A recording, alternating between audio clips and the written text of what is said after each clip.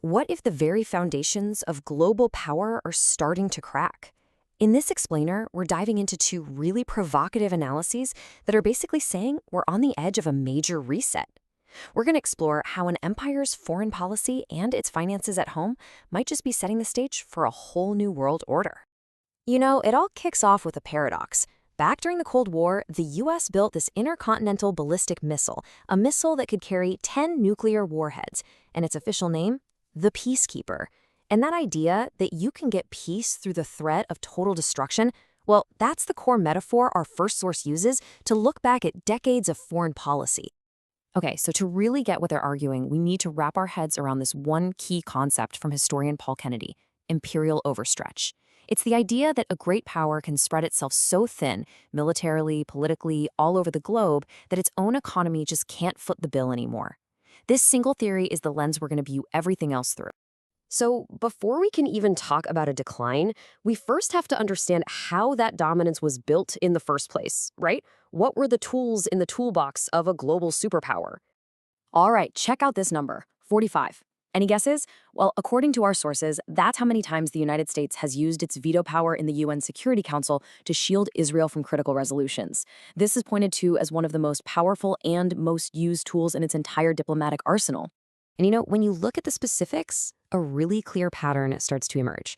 From condemning settlements way back in 2011 to violence against protesters in 2018, and right up to recent calls for a ceasefire in Gaza, these accounts show a consistent diplomatic shield. The result?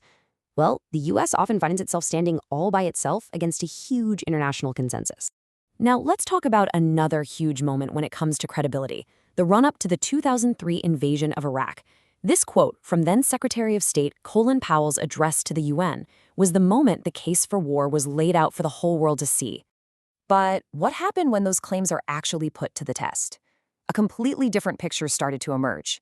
Those aluminum tubes that were supposedly for a nuclear program, yeah, experts at the Department of Energy had already concluded they were for conventional rockets. And the mobile biolabs? Turns out that whole thing hinged on one single source, codenamed Curveball, who was later outed as a total fabricator. The sources argued this gap, this massive gap between what was said and what was real, it dealt a huge blow to international trust. Okay, so that brings us to a really crucial pivot point. We've been looking at actions overseas. Now we're going to turn to the balance sheet back home. Because according to our second source, the economic foundation that holds all this global power up is showing signs of some serious strain. So the source asks this really fundamental question. Beyond the political costs, there's a very real and very, very large financial bill that eventually has to be paid. This chart right here, this is the heart of the economic argument. Just take a look at this forecast for early 2026. For the first time ever, the money spent just paying interest on the national debt is projected to be more than the entire budget for national defense.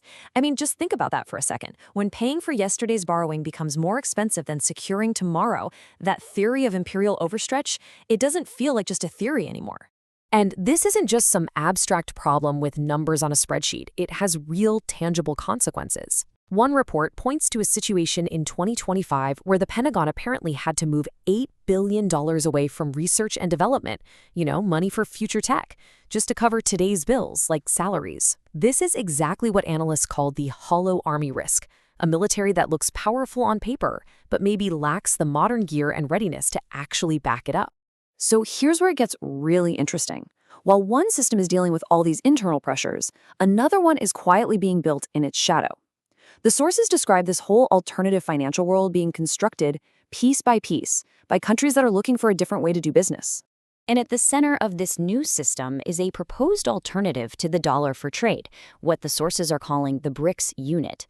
And the difference is pretty stark. The US dollar is a fiat currency, right? It's backed by trust in the US government.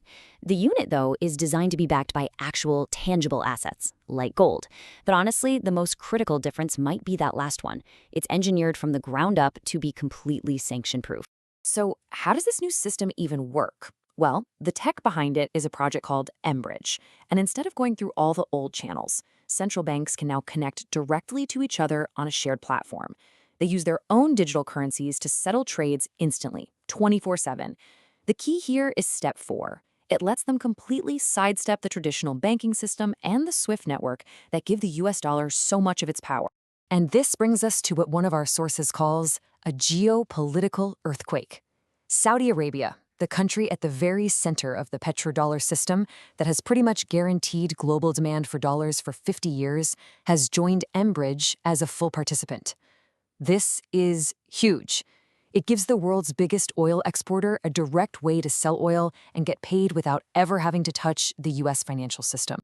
So, what happens when you combine eroding credibility with massive financial strain and you add a viable alternative to the mix? Well, according to these analyses, you get a recipe for a fundamental, maybe even a once-in-a-generation, shift in the global order. And this brings us right back to where we started. This chart, showing a recent UN Security Council vote on a Gaza ceasefire, is just a stark visual of that diplomatic isolation we talked about. A vote of 14 in favor and just one veto. When you find yourself standing alone this often on the world stage, your ability to lead through persuasion, your soft power, it really starts to fade. And at the exact same time, the second source points to these deep fractures at home. It predicts a political, cold civil war over the independence of the U.S. Federal Reserve, the institution that actually manages the dollar. This internal fight, they argue, sends a signal of instability to the rest of the world, making those alternatives look that much more appealing. So, how could this actually play out? The sources lay out a potential timeline, a sequence of events. First, in 2025, the new financial system really kicks into gear. Then, in 2026, those internal political fights over the Fed could crash into a financial shock, like weak demand for U.S. debt. The forecast for 2027 and beyond? A world where the dollar is no longer the undisputed king and a new multipolar system takes shape. Okay, so what's the big takeaway when you pull these two really detailed analyses together? What's the bottom line? So, the core idea is this. It's not just one thing. It's the convergence of three powerful forces all hitting at the same time. First, you've got eroding credibility on the world stage. Second, there's immense financial strain at home, highlighted by that crazy crossover point where debt payments are set to outpace defense spending.